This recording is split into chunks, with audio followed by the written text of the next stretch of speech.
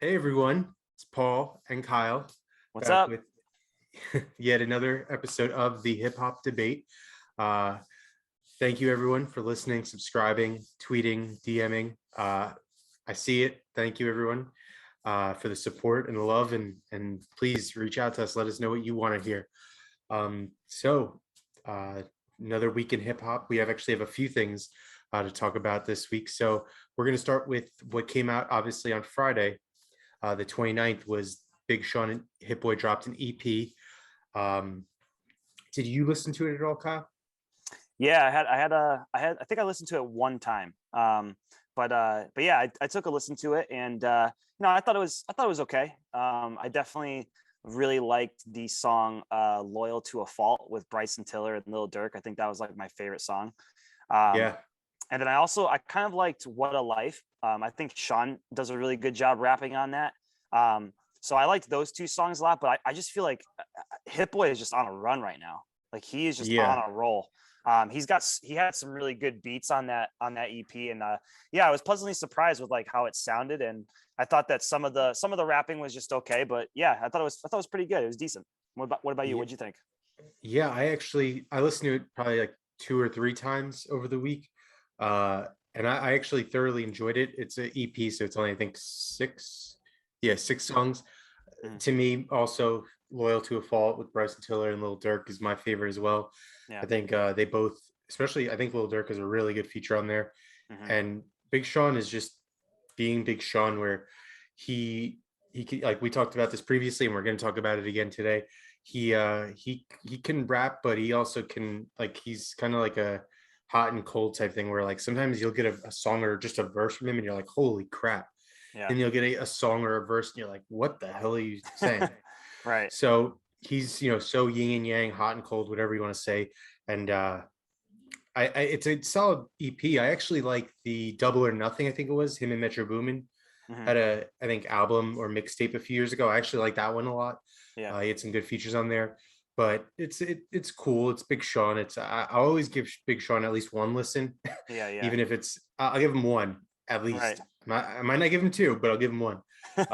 So he's on like that. There's obviously like I'm not going to go on too much on this, but I feel like every person, whether what genre of music, has like you have your. It could be three artists or could be 20 artists that you'll listen to their album every time they drop it, and you'll listen like as many times as you feel like you should to really rate that album. But then there's the Yeah. artists like below that where like to me a Big Sean is like I'll give him one listen at least, and then if I Yeah. like it I'll keep listening. If not, that's it. And then Big Sean's in that like second level to me where like I said I'll always give him a listen, but I he's not guaranteed to get a second one out of me. Yeah, no, I'm kind of the same way with him. I think what really grabbed my attention was that it was an EP, so it wasn't like a whole album. Yeah, And like I said too, like I've really been into Hit Boy a lot lately. So when I found out that he was kind of teaming up with him, I thought, oh, okay, I'll definitely give this a shot because, like I yeah, said, Hit Boy's just on a roll. Like I don't know, like possible like producer of the year right now. Like I don't he's know, in that maybe. category. He's Yeah. definitely So if he nominates someone, he's definitely in that. definitely, yeah. He should at least be in the consideration. So yeah. So that's just kind of what grabbed my attention, and I just I feel like Big Sean too, like could rap really well over Hit Boy beats. Like I feel like Hit Boy kind of has like that same kind of like style that Big Sean kind of like raps on a lot. So I thought it was a good fit, and so I'm just yeah, I was really excited to hear it, and I definitely want to revisit it a little bit more. But yeah, I thought it was pretty good. Yeah. So cool. This is instead of the last week where we had two albums, we're like, oh, didn't listen to it. At least we Hmm. listened to this first one. So next, I don't know if I know you like ASAP Rocky to a certain extent, but he put his initial mixtape, Live Love ASAP, which that's the first time I heard him. Yeah. That was freshman year, like spring freshman year, and I instantly became a fan of his. Did you ever listen to that mixtape, or did you see it or listen to it since it's been on streaming services? Yeah, so I listened to that mixtape.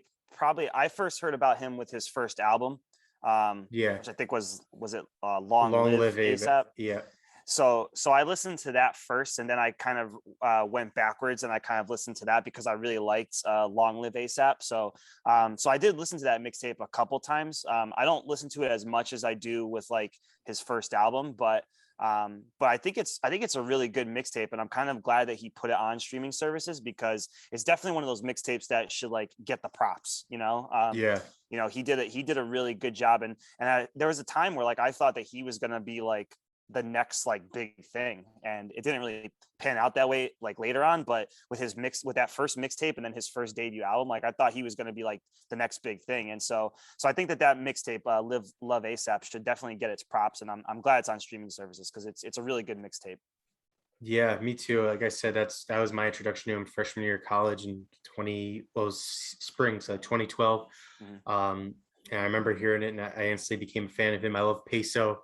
Yeah, Uh, that song still, I could still listen to that today all the time. And yeah, it's a solid mixtape.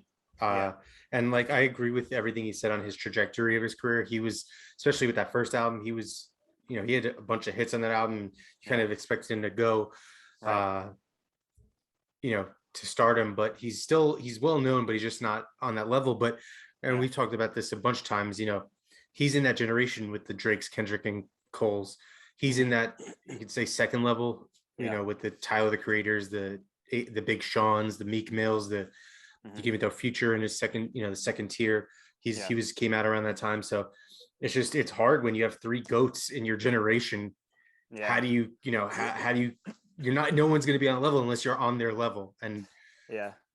no Yeah. one, none of those guys, they're really good artists, but they're not Cole, Kendrick, or Drake. Right. Yeah. And I definitely feel like, again, like he was kind of going there. Like I personally thought like for a while like he was going to be like the next voice of New York. Like Yeah. I thought that he was like so good, and he had some of that like New York style rap to him, but he was also like kind of adding some things in, like the kind of like what Travis Scott does now, like kind of like very like psychedelic and trippy kind of stuff.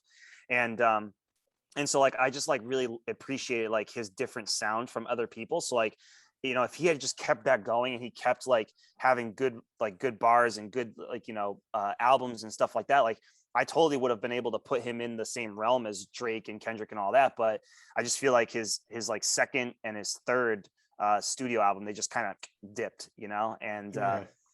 so now he's probably more like that tier 2, tier 3. But there was a while where like I really thought that if he just kept going, like he would have eventually gotten to that tier 1, you know. Definitely. I agree.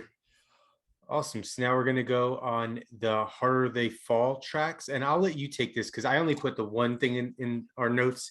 I think you put the rest of them, right? Yeah, there was just some quick like little tracks. I know that there's like a soundtrack coming out for the movie The Harder They Fall, which is kind of like a boxing movie. And there was 3 tracks for me that really stood out. I don't know if you got a chance to listen to any of them, but there was one called Guns Go Bang by Jay-Z and Kid Cudi. That's the one I listen to. All right. I don't know how you felt, but man, that was disappointing to me. I thought that was so disappointing. Like I was so Yep. like excited to see the two of them kind of team up, because they're very different. Um, like probably a pair that I would never have expected to pair up with each other. Um, Yeah. and so I was really excited to hear how that was going to mesh, and it didn't for me. Like it just didn't mesh well. I thought that the beat sounded good, like the sound of like the instrumentation sounded good, but I was just a little disappointed by like both of their verses. Yeah. And even the chorus from Cudi, like I wasn't that big of a fan of. But I did love the beat change. So like when Cudi starts the song off, like it kind of has like a different beat, and then the beat kind of changes to when Jay-Z starts rapping. I liked that part a lot, but I just thought like their bars and their verses were just kind of iffy for me. So I don't know. Yeah. What did you think? Yeah. I felt the same. So this is actually I think their second song together because they Okay. were on already home on Blueprint 3. Okay. And that was I feel like at that time, like Kid Cudi was coming up and Jay-Z was he's still so mainstream. Jay-Z, but he's not all over the radio anymore. Right. So that was perfect timing where Kid Cudi was rising and Jay-Z Yeah. was still the guy or one of the guys. Uh, so now when Jay-Z's so deep, or he has a lot of meaning in what he's saying, he's trying to prove uh say, say something in every verse, and then Kid Cudi's not on that, not on that ascension, or not as popular. And he's obviously, you talked about Kid Cudi, we talked about him last week, where he's dark essentially in this is Yeah. what he's saying. So them pairing it, I don't think it's as natural as it was the first time when it was like a more radio friendly hit song. Hmm. And I just don't think their styles currently match as well as it did, say, Yeah. was that 12 years ago. So Right.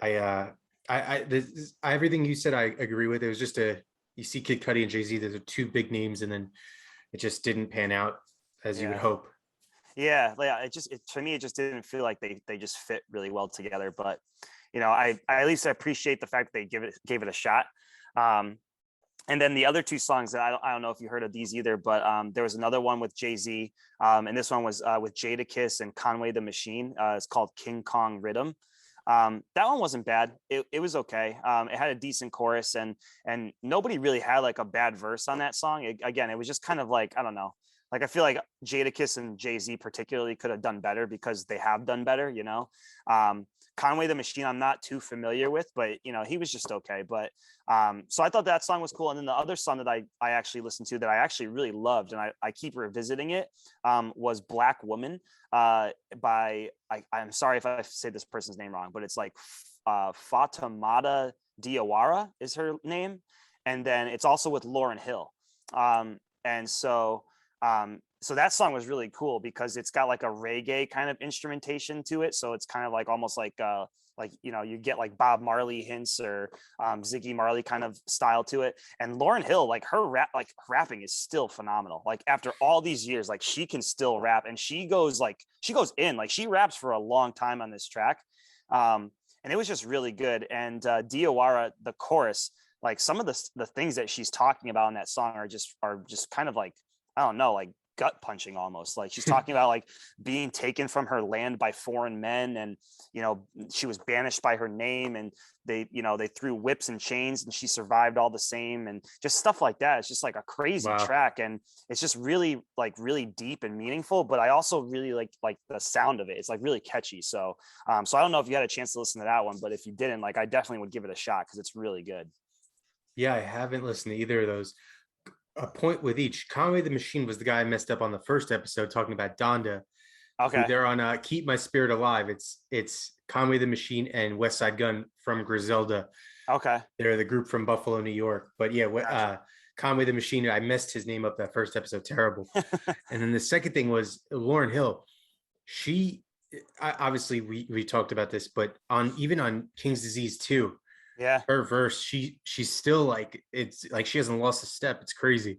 I feel like this is the most we've seen from her in a long time. Yeah. It may be like an album coming. I don't know. Like, can we get? I don't know. Breaking Like, news. I know, seriously, right? Like, she's been on 2 tracks in like the last like what 6 months when she hasn't Yeah. been on any music in like fucking 7 years. So like, who knows? Like, I don't know, man. Maybe she's starting like a little revival there. I don't know.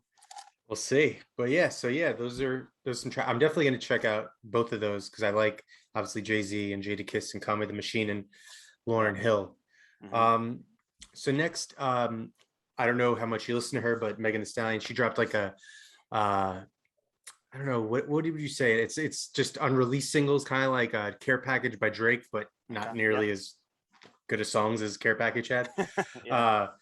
And she dropped that. I didn't listen to it. Megan Thee Stallion is just, to me, she's the new thing in for females, but Yeah. it's at least Nicki had some range. It's Megan Thee Stallion saying the same thing every song. I'm like, I get it now. Okay, I got it Yeah. after like the third song. Like, so I put on one song and then I turned it off. So I don't know if you even did that. You got that far, but I also did the same. I don't know if it's the same song, but I listened to Eat It because that's like been the one that like everybody's talking about. okay. And it's kind of like what you said, kind of like run of the mill, like same old stuff that she normally does.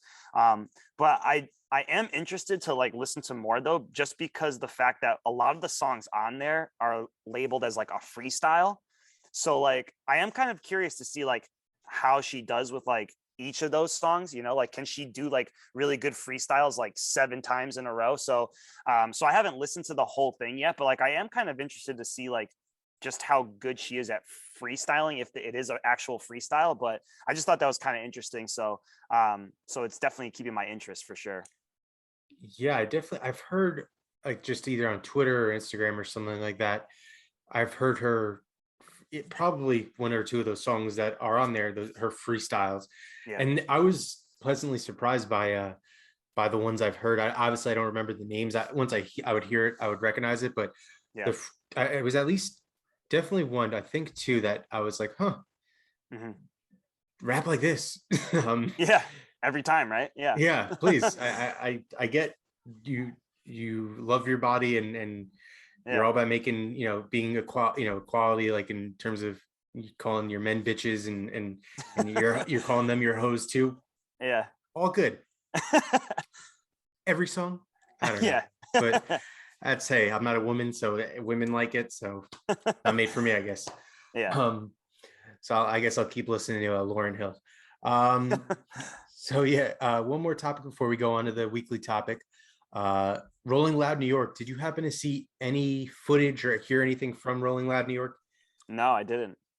Yeah. So the three headliners were 50 Cent was the Thursday, J. Cole was Saturday, and then Travis Scott was Sunday. Okay. And then obviously Rolling Loud always has the biggest names. Like guys like Young Thug and Lil Baby are like, not headline, obviously the three headliners, but they're on the bill too, and they're not headliners. So that Right. shows how like every big name in hip hop, and especially New York, there were so many New York artists there too, like a 50 Cent headlining, which you thought it was 2004, 50 Cent headlining, but Mm. it was cool. And I saw footage from J. Cole. His set was just pouring. It actually looked even cooler. Saw some footage from Travis Scott's. His was good. It's pretty, Travis Scott being Travis Scott. And then I Mhm. never really watched a lengthy version of Playboy Cardi live. Mm. I know it's crazy, but he puts on a show, man. Oh yeah. Yep. And the synths, I love when artists like especially Kanye and Travis Scott are known for that, adding synths to their live shows, Mm. and it just makes that more intense. And not Kid Cudi, sorry, Playboy Cardi, he has like an intro for every song too. So it'll start with like a deep synth electric guitar, and then it'll just turn into whatever song it is. Yeah. And I think we might have talked about it previously, like Whole Lot of Red now, and I've seen it online too. It's getting a lot of recognition now because of the live aspect. Because Yeah. especially songs like Stop Breathing and what's the first song on there on that album?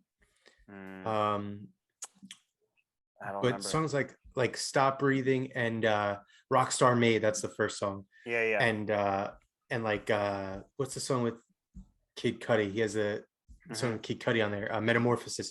Yeah. Songs Yep. like that are, whatever you think about it on, hearing it in your headphones in the car, whatever, but seeing it live is just, I didn't even see it live. I saw it on YouTube, but Yeah. it's awesome. And I definitely check it out. Just search like Playboy Cardi, Rolling Loud New York.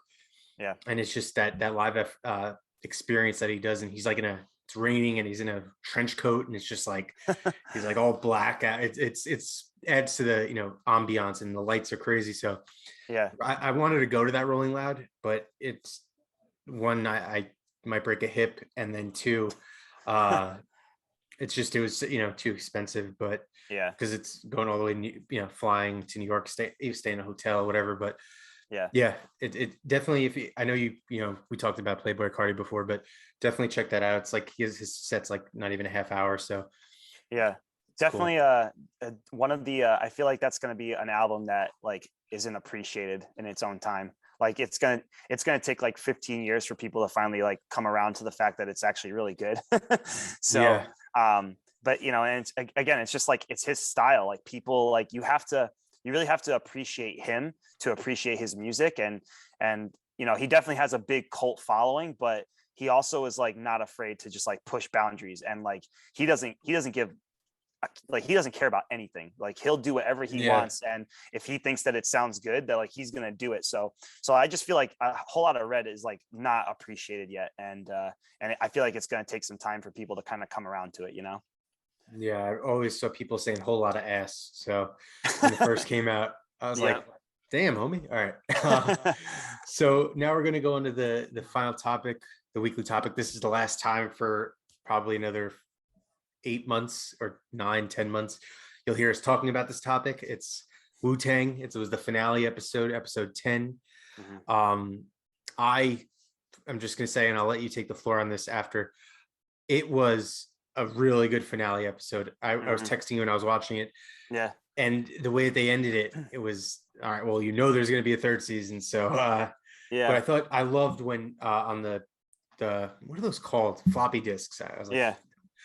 showing my millennial, but the writing all the album names that Yeah. on the floppy disk, I thought was so cool, and the touch and just Mm, dropping 36 chambers, I thought was awesome. So what do you yeah. think of the episode?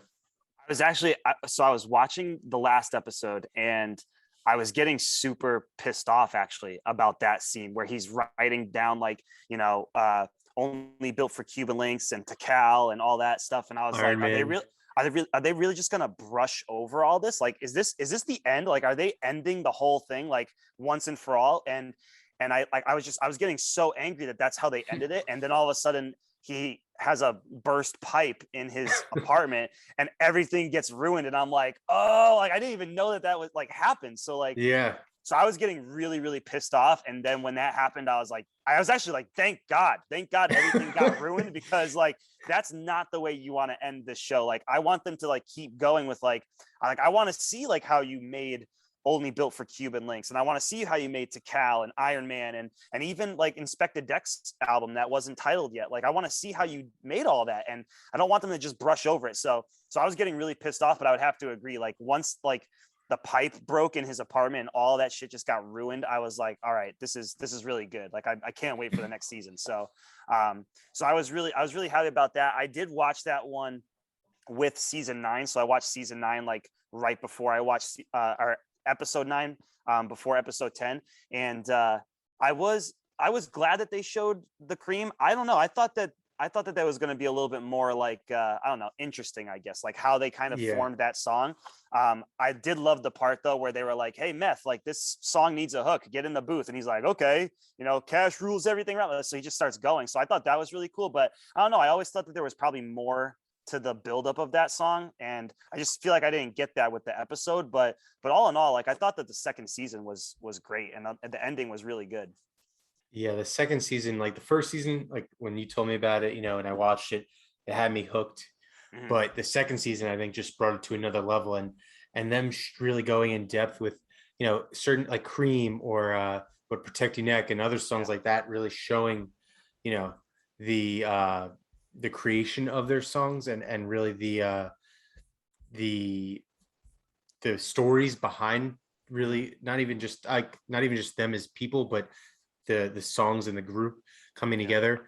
I think they did a really good job. I agree with the Cream episode. I feel like it was like if they did like a Protect Your Neck episode, mhm. like Right, that, like I think that would have been awesome. right. But they can't have every episode like that. So I Yep. understand, but it was really good, and I'm excited for next season. And I agreed. I was like, are they really? I was a little annoyed too. I was like, are they really gonna brush over like Iron Man and Tikal and Yeah, Only Built for Cuban Links and Liquid Store? I was like, yeah, how are they gonna go over like skip over yeah. all this? Return to 36 Chambers. I was like, Right. and then I was I was like when was that episode 10 where he didn't want Old Dirty Bastard to sign Yeah, the deal with Def Jam, yeah. Yep. which it's crazy to think because they said in 20 years he'll get all his stuff back, and he never saw that, which is what I Right. was watching. I was like, holy crap. Yeah. Like they thought about that. And obviously you think about longevity, and Rizzo was right to obviously not to go behind his back, but to go that direction Yeah. of getting, owning your masters and owning your records in 20 years. It's Right. just crazy to think like nowadays, like he didn't even get to see that. Obviously his family gets that or whatever's next to kin, Yeah. but it's just crazy to see like, damn, he Right. was right, but he didn't even get to, enjoy it and Yeah. see it. Yeah. No. Yeah. I totally agree. And I think one of the craziest things for me about that whole part was that like, so when they're making the group, right, and like they finally like they're making like Enter the 36 Chambers, like all the major labels wanted Meth and Old Dirty Bastard first, and like didn't even like acknowledge Raekwon or Ghostface or even like Inspector Deck. Like Inspector Deck was pretty good. Yeah, Or Jizza, like they wanted Old Dirty Bastard and Method Man, which I think Method Man like kind of like earned his it makes stripes. sense. Yeah, Yeah, like that one made sense, but I was thrown off by like they wanted Old Dirty Bastard before Raekwon, Ghostface, Inspector Deck, and like all and Jizza. Like that's crazy yeah. to me. So like I thought that was kind of interesting, and I did like I definitely felt like RZA was kind of like in the wrong for like at least not bringing it up to Old Dirty Bastard, but at the same time like I don't know, like that's when you start seeing Old Dirty Bastard's downfall, really, So like, imagine if he was able to kind of make his own decisions and go to Def Jam, like how much like more like, I don't know, I guess like how much more of his future would be influenced by him making this decision. You know what I mean? Yeah. Because even at the end of that episode, like, now that he's kind of like pissed off at RZA, and he knows that he's making it big and he's getting popular, so he's just going to do whatever he wants. He's going to go into bars and punch out the bartender and just like start pouring people drink. Like he's going to do whatever he wants. So I don't know, like I thought that was so interesting that he was like the top two out of everybody in that group. Like people wanted him, and I felt like that was really interesting. So Yeah. yeah. It's definitely, I think it's because his personality, and they saw something like a star quality in him, Yeah. which he got in a song with Mariah Carey. So I feel like you have to have some star quality about you. Right. Yeah. But yeah, I think it was a great, episode and great season. And I'm excited when it comes back around, we'll talk about it again. Absolutely. Awesome. So we're going to get into our weekly topics. So we're going to start with the first topic is which rapper had the greatest second album. So this one's my question, so I'll let you go first, and then the next two were your questions, so I'll go first. But to you, what rapper had the greatest second album? Okay. Yeah, this is a good question. I definitely had to think about it for a long time. I actually went with a group on this one.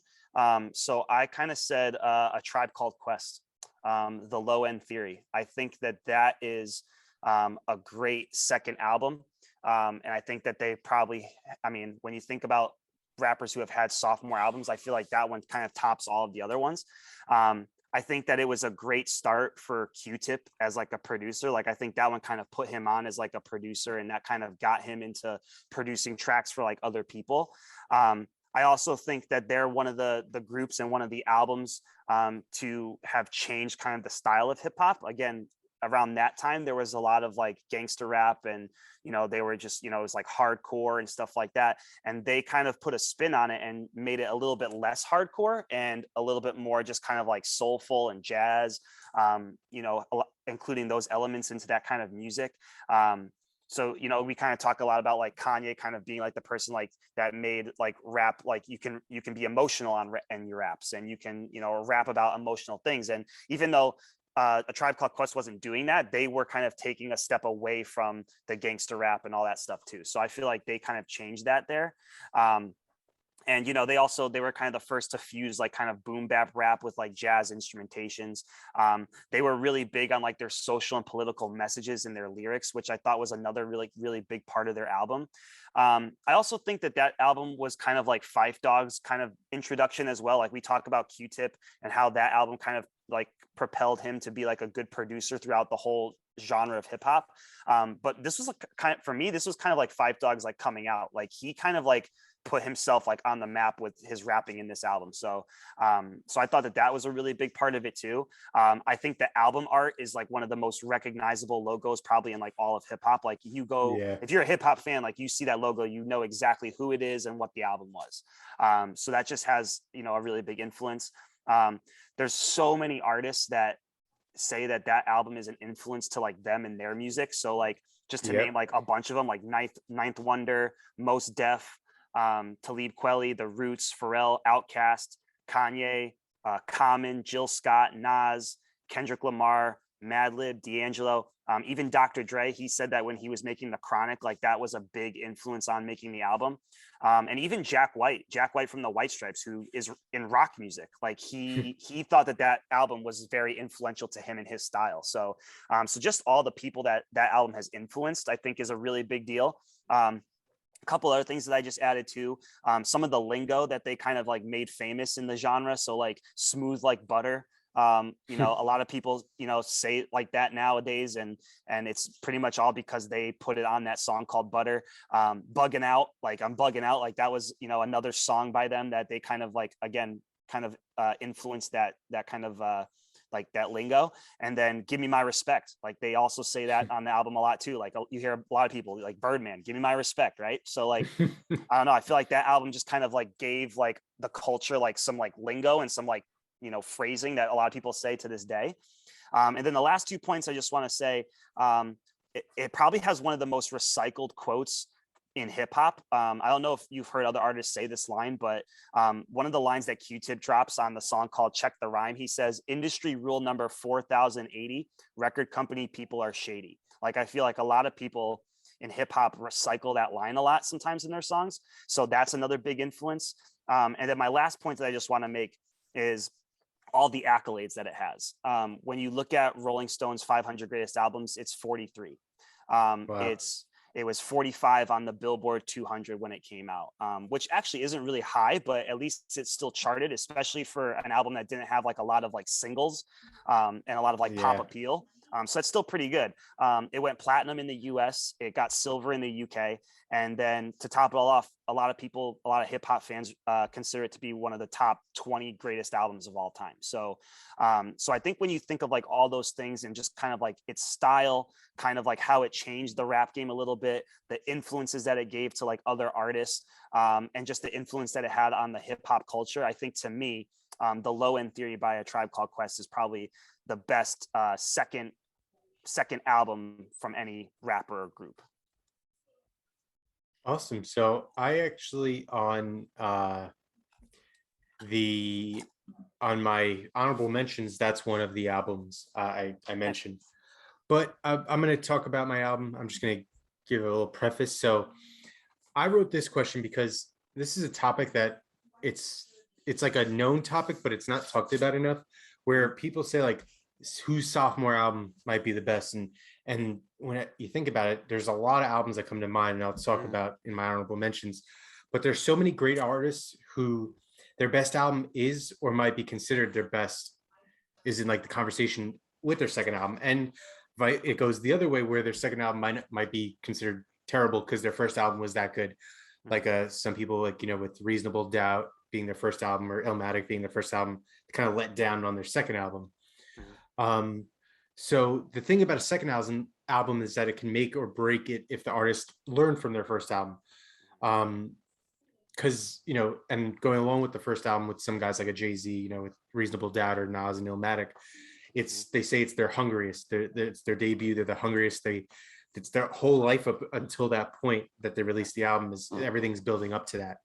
But what can make a second album even better is when an artist can learn from their mistakes on the first album, different sounds or lyrics that they want to avoid, learn new things, either use new ways to use your vocals or new instruments to implement in your music, and also just grow as an artist to just become a better, more mature artist.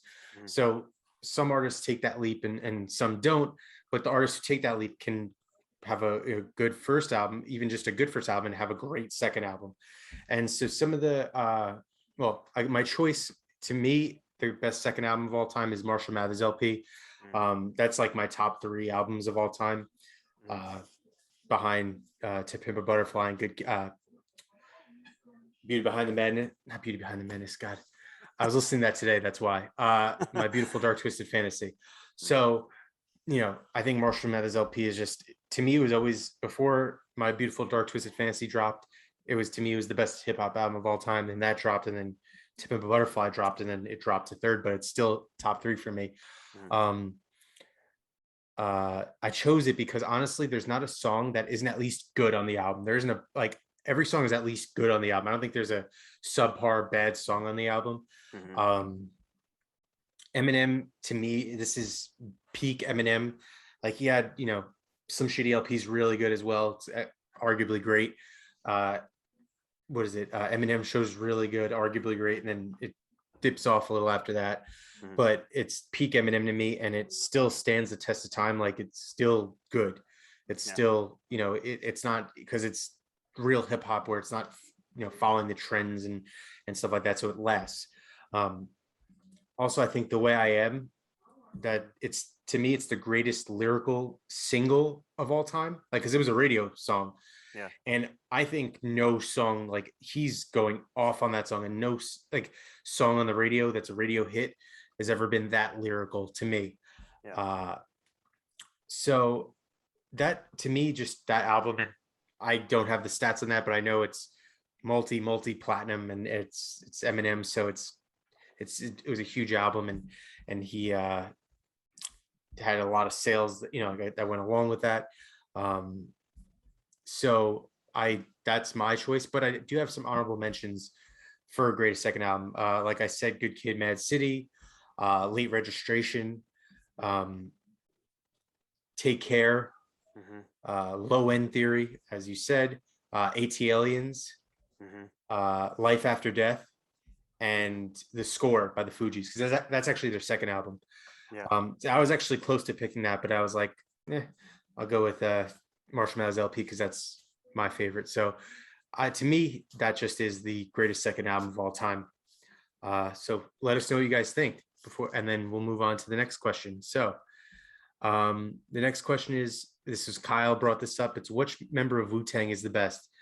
And before we started recording, we were talking and we are like, we think we have the same person. So I'm going to say it, and please hold off until it's your turn. But, Okay.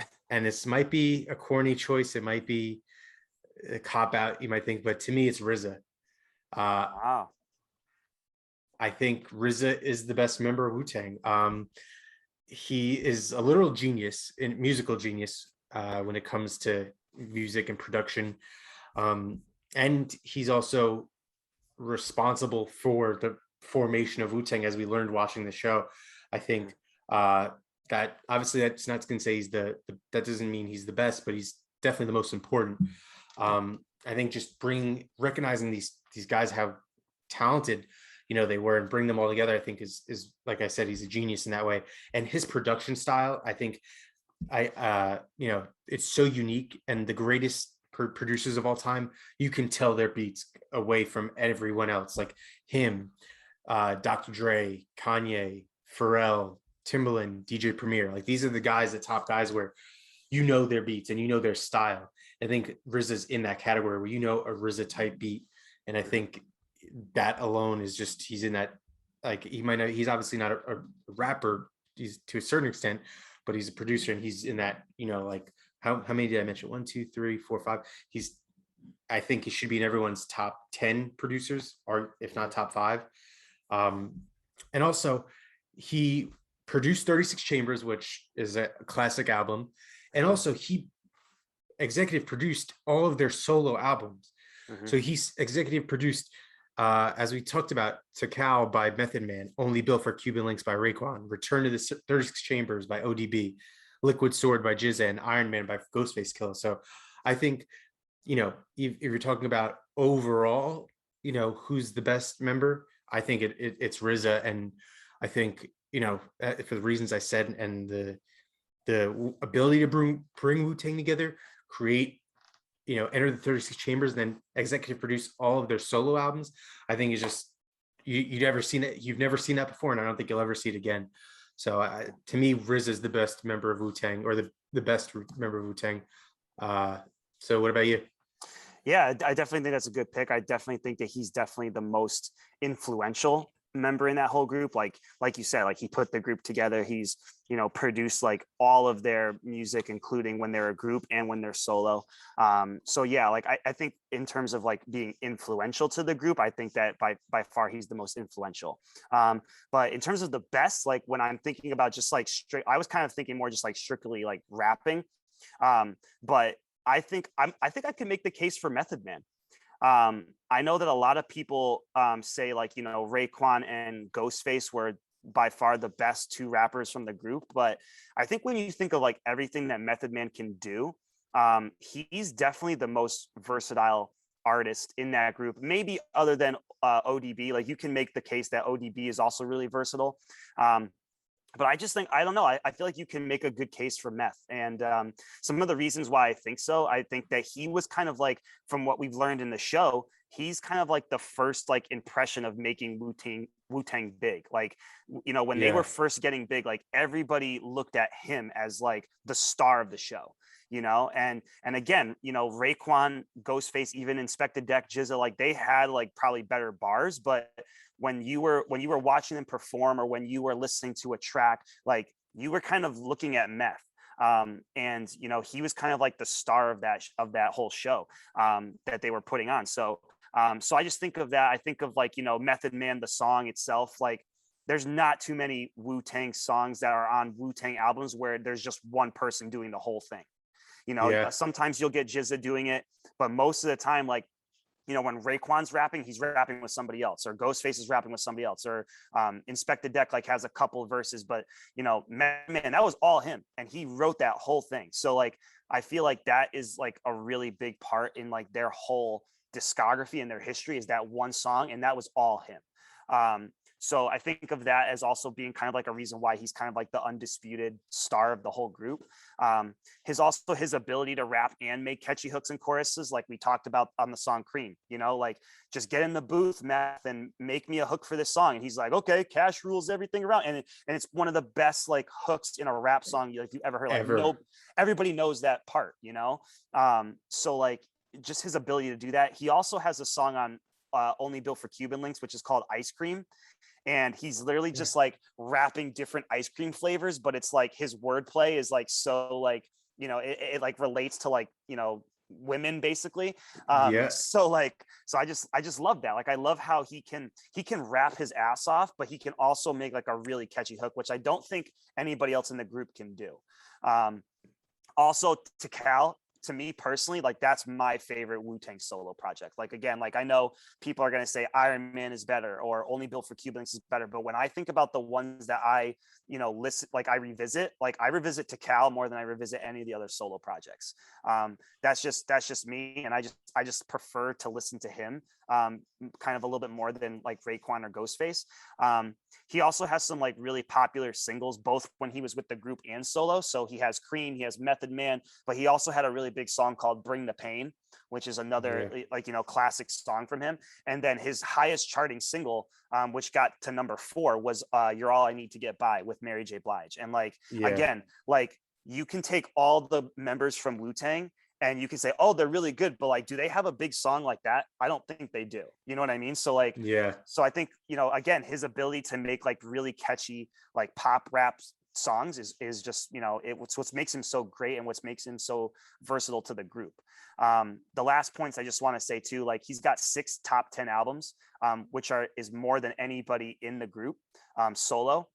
At least I think that's what I checked, but he's got 6 top 10 albums, and then just his culture outside of music too. So he was in like big time hip hop movies like The Belly and How High, which were big, kind of big movies. The Wire. He was also in the show The Wire for like a long time. He was the Cheese. So I thought that, again, just a good hip hop like cultured show.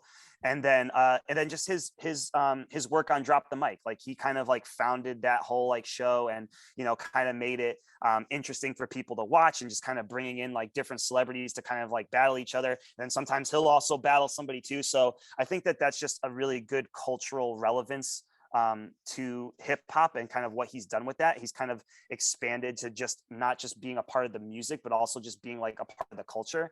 And so for me, I just think of all those things, and I think that you can make a really good case for Method Man being best in the group. Again, I know people are going to say Raekwon, people are going to say RZA, Ghostface. Some people might even say Jizza is the best, but to me, when I just think of like the versatility and everything that he brings to the table, nobody does it better than Method Man in the group. So that's why I said him. Yeah, and I definitely, overall, to me, like I said, RZA. But if we're talking about strictly rap, I would go with Method Man too. I think he brings the lyricism, but he also brings that pop aspect as well, where he can make a hit and he can make choruses, and he can make, he can rap, but he could also make it, something fun to listen to. And for every reason you said, so I'm not going to go too in depth on that, but I would agree. If I'm going to go rap, like, who's the best rapper, which was that? Yeah, never mind.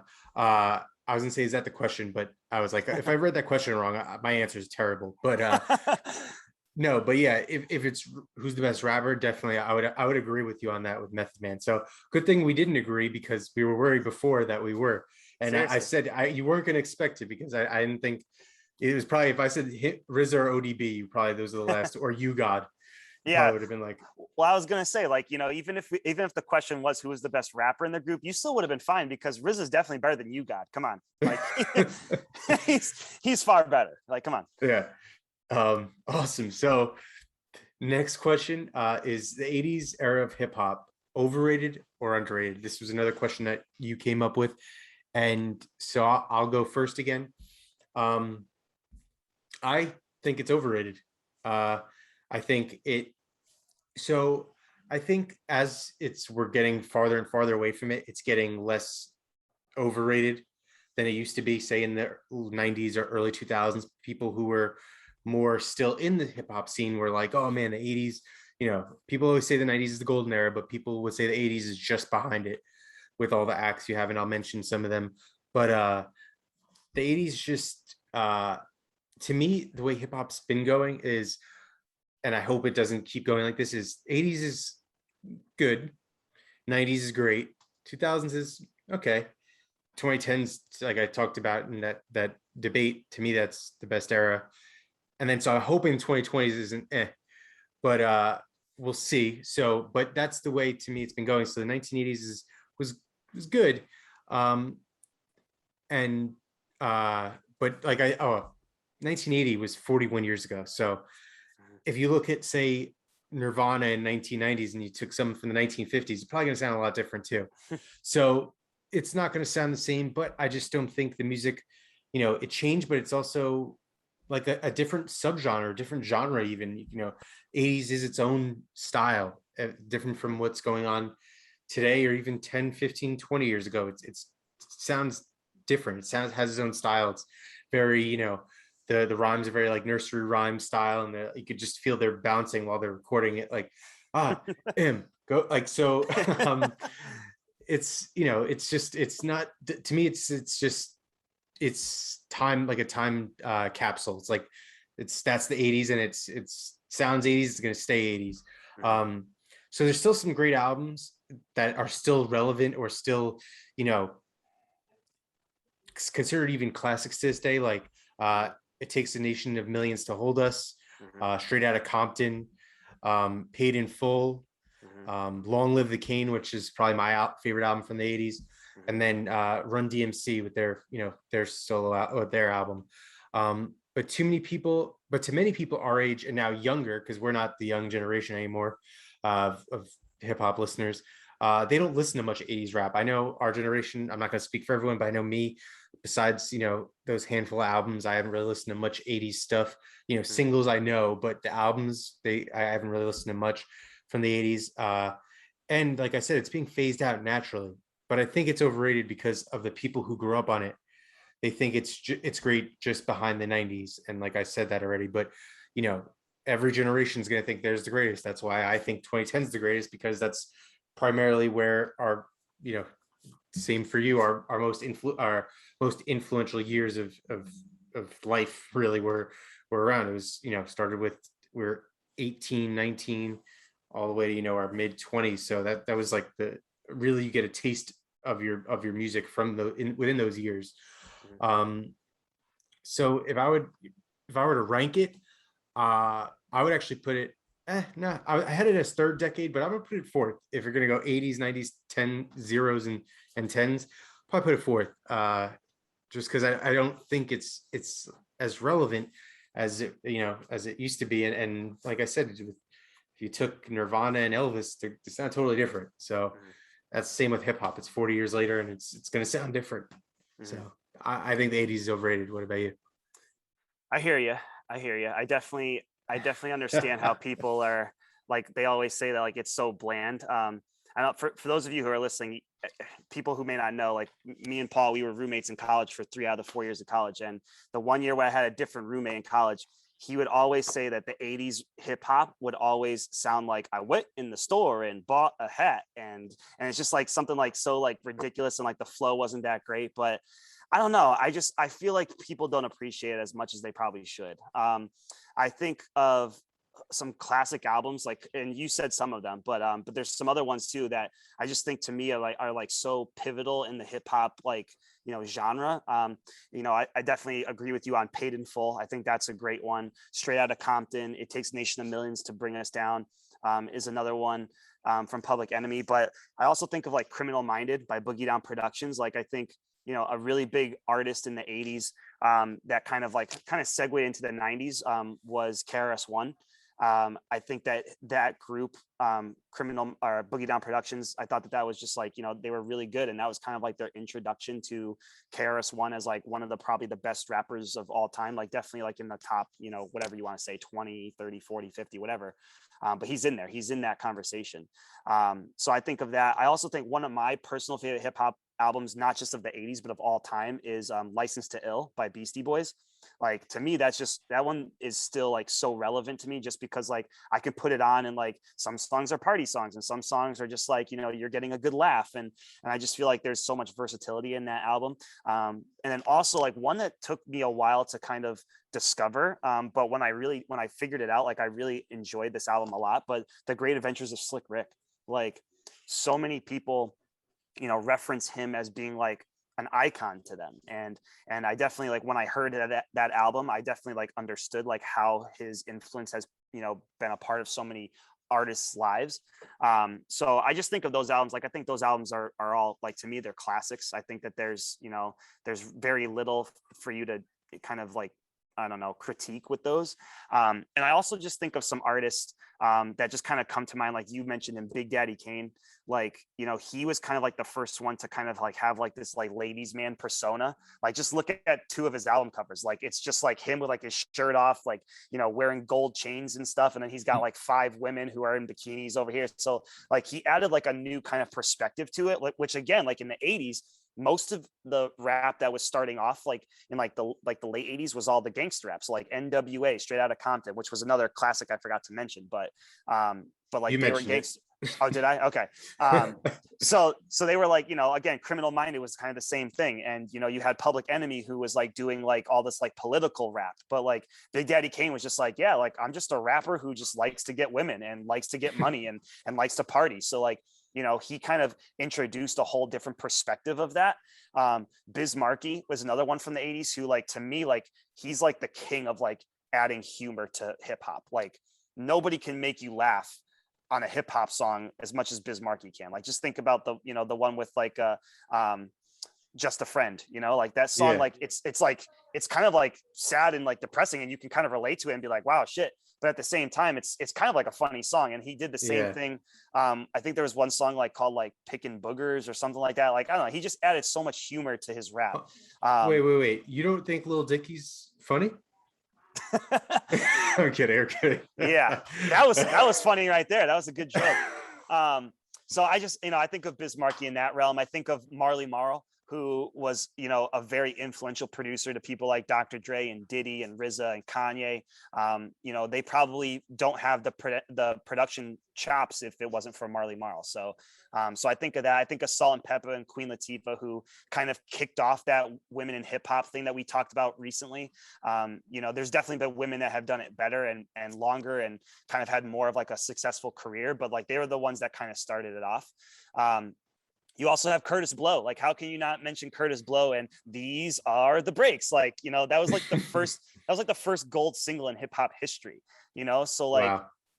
Like that's a big factor in it too. He was also the first MC to like sign like a huge major record deal, which I don't think a lot of people like really realize, but and that came in 1984, which, it was 4 years into the 80s when that finally happened. So like, there's that. And then, just the different messages and lyrics. Like, again, we talked about kind of partying with Big Daddy Kane, but also like Fresh Prince, like Will Smith, like he started that off. And, you can say what you want about MC Hammer and Vanilla Ice. Like, they may not be the best rappers, but people dug them and you could hear them in a club in the 80s. And I wouldn't know that because I wasn't born in the 80s, but like, I've heard, like you hear those songs, Vanilla Ice with, what was the song? Ice Baby. Ice Baby, exactly. So you got those songs, then you got the gangster rap songs like NWA, Boogie Down Productions. You got some braggadocio rappers like Rakim and Run DMC, LL Cool J. So just different perspectives of the rap game, I think.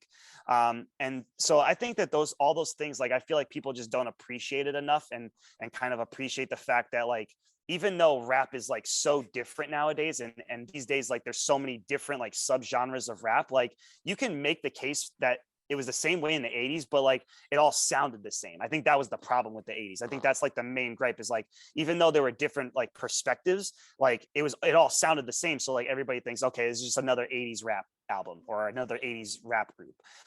So I don't know, like I don't think that it was, and it also wasn't for a very long period of time. Like if you really think about it, like the 80s rap started in like 84 and went to like, 90s. So they missed out on a few years, but so it wasn't really that long. And I guess the styles and flows and productions, they haven't aged well, but I just feel like people don't give it the credit for basically like starting the whole hip hop genre. Like if we didn't have hip hop in the 80s, then who knows, would we have hip hop at all? Like I don't know, probably, but like at the same time, like that's where hip hop started. And I just feel like sometimes people just kind of like sidestep it and just kind of ignore it. And the fact that it was really influential, but there are some gripes to it. And that's probably why a lot of people overrate it. But for me, I just think it's underrated. I just don't think it's appreciated as much as some of the other eras. So that's just me. You made some good points, and the point you made that I really was like was the fact that the content, or you get the different styles, or you could say subgenres, but it's, which obviously we've talked about, and I've talked about in my point, is that there's, they did have that to a certain extent, but it's all, the sounds were all similar because they wasn't as experimental in terms of the different genres, or different bring different stuff in besides a Run DMC. There wasn't much of that, or Beastie Boys, but the sound was a lot similar to each other, but the content could have been, it was on a broad spectrum that not many people, and including me, would know that much about, because like I said, I'm not really into the 80s that much. But I think that was a really good point. It's something that definitely made me listen to different artists from the 80s more. Yep. And I also feel like too, like I bet you there's still like 80s artists out there today that like hear some of the newer sounds of hip hop and they're like, damn, I wish I had thought of that. Or like, damn, I wish we had like the technology, or like I wish we had like kind of like everything that everybody else has today, like all these drum machines and different sounds. Like, damn, I wish I had all that, because I could probably make a really good track. So I feel like the 80s too, another reason why it's so underrated was like they didn't have some of the stuff that they have today.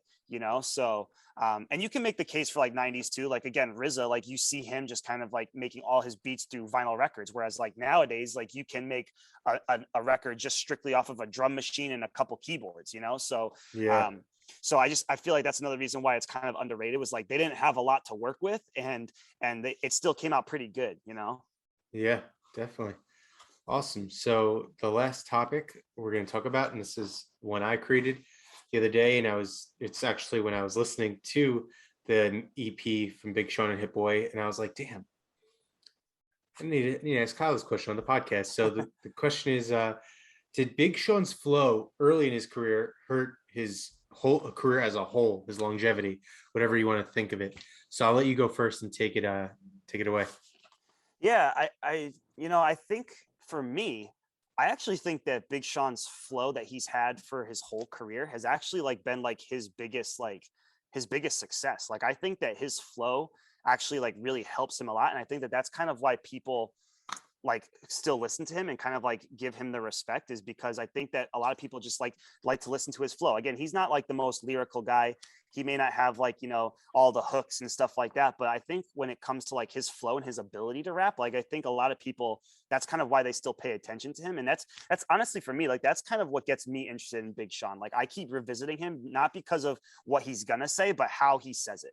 And so for me, like I feel like his flow has always helped him. I think that the biggest thing for him with his career and just not having it pan out the way like we had all thought maybe it would, or the way he may have projected it to go, is just again the fact that he started his career off with a bunch of other people who just kind of like demolished him a little bit. Like again, we talk about the Kendricks and the Drakes, and even somebody like an ASAP Rocky or a Meek Mill, like they all just kind of outperform him. Like like whenever you compare albums with those guys and Big Sean, like you're pretty much always going to say that the other person's album was better than his. And for me, it's just more of like the fact that he's not as lyrical as some of those guys. So for me, like I don't know, like his career hasn't really panned out, or hasn't been as big because of just like his lyrical content and not so much his flow. I think that his flow is really good, and you can debate. Like, I know that there's been like this big controversy with him about like stealing somebody else's flow and like kind of like, you know, making it his, and you can say that, I guess, but like, I don't know, like, I feel like hip hop these days, it's not about who does it first, it's about who does it better. And I don't know, like Big Sean, for me, just personally, like I think his flow is really good. I think he's always had a really good flow. It's just some of the things that he raps about or some of his lyrical content just isn't as like on par with some of the other people that he's kind of grown with. So for me, like I think that his flow is fine. I don't think it's hurt him in any way. I think there's other things that have hurt him in his career. But for me, his flow isn't one of them. I actually really enjoy listening to his flow a lot. So I don't know. What do you think? Okay, well, to me, I'll start off, and we talked about it already, and you just said it. He's in the generation with, to me, three goats: Kendrick, Cole, and Drake. And he's also in the generation with also some really good artists of Meek Mill, depending on who you ask. If you ask me, he is. If you ask Kyle, indifferent. ASAP Rocky, Tyler the Creator, Future, whoever is in that big crit. So he's in a tough generation. And you could say at least Kendrick, Drake, Cole, Meek Mill, and Tyler the Creator and Future, I would say, are all bigger than Big Sean. When they all came up, he was 2010, 2011, give or take a few years. Cole might have been a little earlier, Drake might have been a little earlier, Tyler the Creator, Future might have been a little, or ASAP Rocky might have been like a few years later, but all in that same, say, 3 to 4 year span. Big Sean was up there with Drake at the time, to me, as the two biggest from that generation. He was Big Sean in 2010 and 2011 when he dropped his first album. He had, Dance Ass, he was on Mercy, he was on, he had a bunch of singles, he was on features. He was up there with Drake. Those were the two biggest guys at that time from that generation. And then when he came out, and you talked briefly about it, the flow in the beginning of his career, it's called that like super duper flow. And Ludacris said that Drake and Big Sean at that time stole it from him. And I agree with you in terms of it's not about who did it first, it's about who does it best. And I think that flow was so popular at that time, especially with him, and Drake was big on that. Young Money in general was like all over that shit with, especially Nicki Minaj, like, I'm this, and then like pause, and then whatever the fucking punchline is, like every other line was like that. But I think, and he was really big on that. But like any fad or any, anything, it's going to, fade away. It's going to go away. So I think he's a very good rapper. I think he's a very talented rapper, but he's still seen, I think the problem to me, and in terms of the flow, it's like the super duper flow, but also the content early in his career, where people still think of him as the dance ass guy, or and I wrote this down, the opening 3 lines on Mercy, where he says he rhymes ass quake with ashtray with ass state. Like at the time, that shit was hard. I'm not gonna lie.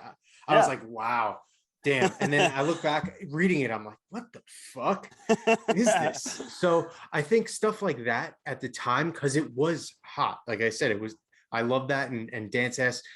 Any college party in our time, probably still to this day, that shit's playing at parties. So that, at that time it was so big, but I think it was so 2010 that it kind of hurt him in the longevity of his career, because he, like I said, he is a good rapper, but I think people might not take him as seriously because of that stuff early in his career. And like I said, he evolved to me as an artist and a legit rapper, but he's struggling to be known as that because of his early career. He was very pop rap and very riding what the wave was at that time. So if Big Sean, like, to me, came out as really focusing on his rapping ability, not riding the wave at the time, he might not be as big as he was at one point, but he might have had a steadier career in terms of, he's known and he's big, he's fairly big, but he's not like, he didn't reach that pinnacle at some point, and then just people like, all right, people don't take him as seriously. That's how I view it. And that's even, I feel like, how he views it when we were talking about that last week. And he might have been having a career, people might have a different outlook on Big Sean, which might have affected his career in terms of, hey, he's actually a good rapper, he has a solid fan base, instead of, hey, remember this guy who said Ass Tray and Ass Quake and Ass State? Like that's where, and he might be taken as a guy like a Freddie Gibbs, or I'm not saying he's on that level, however you may view it, but he might be known as in those realm of rappers who are like, he's a rapper and he's good at it, but he's not going to be that mainstream guy. And I think Yeah. Big Sean, if he took a different trajectory in his career and didn't go so pop and so 2010 I am saying, he might have been taken more seriously as a rapper and had a different trajectory to his career that he did, where he was, his first album was huge and he had a few mixtapes around that time, and then he had some features, and then it just kind of, people were like, all right, I get it. And Right. now he's struggling to be known as that, as a legit rapper, not that pop guy from 10 years ago. Right. Yeah, no, I mean, I personally think that if he continued to be as pop as he was on his first album, like he would actually probably be a little bit more successful than he is now. That's just me. Like I think that, his first album to me is still, other than Detroit 2, which, is his last album. I thought that for a while that was like his first album was his best album, because it had so many just like good like pop rap songs. And that's really like my introduction to him was like, oh, he's a pop rapper, so like I knew kind of like what I was getting already. And the fact that he was able to kind of do that really well, like it appealed to me, and I liked that a lot about him. And then I feel like what were the next, so like he had Hall of Fame, which was his second one, It was terrible. Yeah, and then I love, yeah. to me, my favorite is Dark Sky Paradise, his third one. Okay. See, I wasn't a big fan of those two. And I feel like most of the reason was, again, because he didn't have like a dance ass on those records, or he didn't have what was the other big song that he had with Chris Brown, my last. Yeah. Like again, like he didn't have those kind of songs on his later albums, and I feel like that's kind of what like almost like prevented him from like continuing to like rise up, so in a way, like I kind of feel like he should have kept going pop, because then that would have eventually, and as long as he kept going pop, but like kept it relevant, so like not doing like what you said, like kind of like staying in like that whole 2010 pop rap kind of thing, kind of taking like his pop rap, but like, just becoming more modern with it. I feel like if he did that, like he would have like a much better career, but he didn't. And for me, like too, I feel like there's, he's definitely had some like struggles with mental health as well that have kind of like pushed him back a little bit, and kind of made some of his later music a little bit more serious. But I just feel like if he just kept going with like that pop rap thing and just kind of like pushing it to make it more modern, like he would have like a really good career. But he kind of almost went in a different direction, and that's fine, because again, like I think Detroit 2, like probably second, maybe even his best album to date, but like I just feel like if he had more songs like a My Last or a Dance, or anything like that, like he probably would be a little bit more successful and a little bit more bigger. But he took a different direction, and that's okay. But for me, it's just, it didn't pan out as well as it did his first album, Yeah. So I totally see where you're coming from, but for me, I think that if he just kept that pop thing going, he actually would be a lot better. So Yeah, I definitely could see where you're coming from. Yeah, he, with his first album, I think for me it was like every other album of his was good. So it was like first album and his third album were good. I don't really like I Decided at all. I couldn't never get into it. Yeah. And then I like Detroit too. So it's, for me, it's like every other Big Sean album I like. And then Yeah. the other one I think is, especially Hall of Fame. Hall of Fame is not good.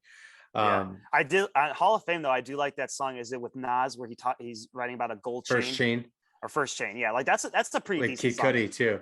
Yeah. So I did like that song, and his first album, like I just love it just because. So I remember, so My Last was like a big, like that was his like first like big single before the album even came out.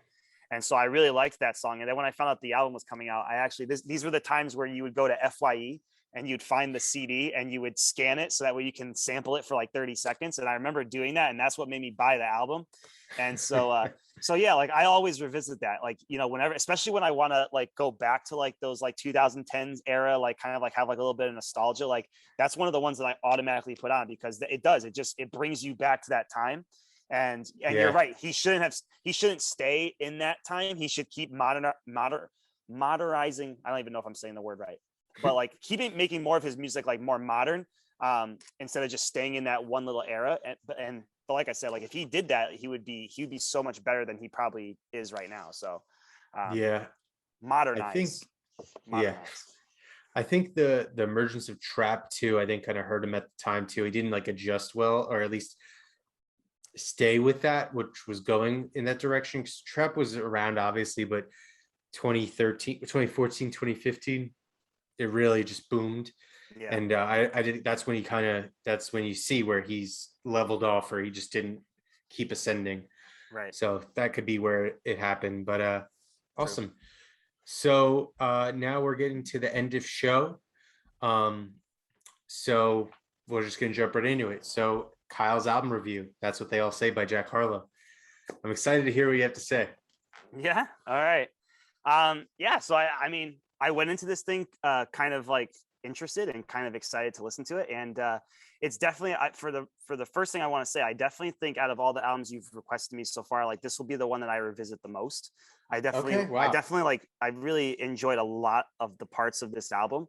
I think that he's got a really good flow. Like I really like listening to just him, like just kind of go, just rap, just go. So I definitely like his flow a lot. I definitely get some like Drake and Mac Miller influences a little bit. Like I definitely think he's heavily influenced by both of them. Um, so I think that that's great because I like both of those artists. And I like his focus a lot on most of the tracks. Like when he's making a track, you get a really focused version of himself.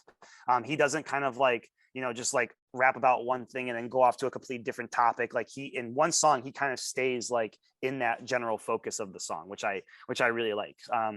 I do wish that he experimented with his voice a little bit more. I think sometimes he kind of sounds a little bit like monotone, like almost like an Earl Sweatshirt kind of thing. Like he just kind of stays in like that one little vocal line a little bit. But I had a lot of favorite tracks. I loved Face of My City with Lil I Baby. love that shit. Yeah. That beat is so I, good. yeah, I really like that song a lot. I just wish it went longer. Like I wish that there was like maybe like another verse from Jack like at the end, or maybe like another chorus or something like that. But I thought that track was really good.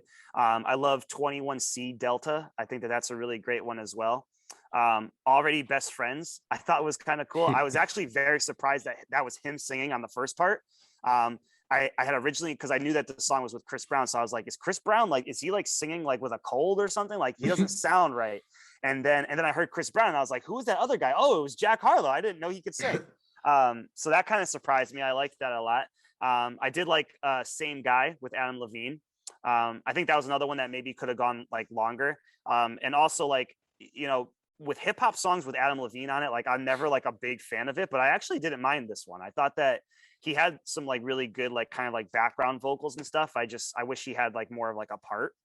I also really like that song because at the end the choir is singing the producer tag for Jetson. Yeah.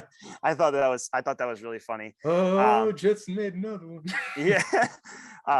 So I liked that. And then the last two tracks that I would consider favorites were Baxter Avenue. I thought that was really good too. And then What's Poppin', I actually like the remix better than the original. I liked the remix with DaBaby, Tory Lanez, and Lil Wayne. I thought that was a really good track kind of on the end there.